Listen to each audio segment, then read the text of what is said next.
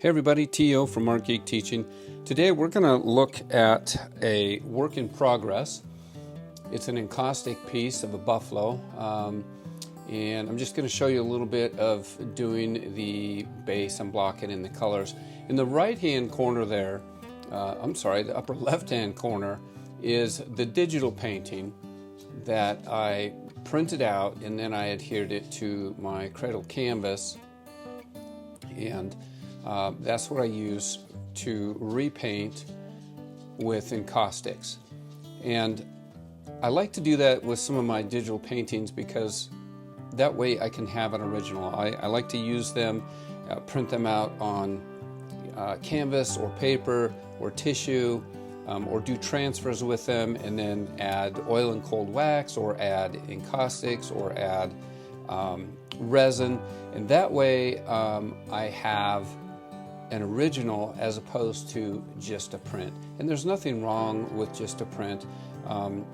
If I want to stay true to the image itself, then my best bet is to print it out on canvas, seal it, and then use oil and cold wax, and then I can get the same exact image as what I did digitally, or at least pretty close, except for now it's hand painted.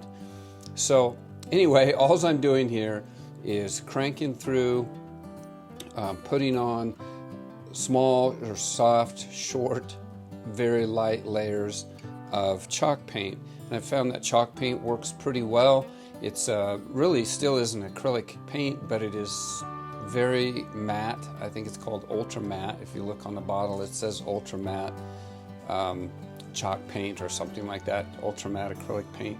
So it still is an acrylic base, but it seems to work fine with encaustics. A lot of people use it for encaustics. I'm only a couple years into encaustics, and so I'm not that experienced. I haven't made hundreds and hundreds of paintings yet, but so far it looks like it'll work just fine. So at the end here, I'm going to show you where I ended up after I did my chalk paint. Then I put several layers of wax on it and started building up the wax, and that's what this image is here.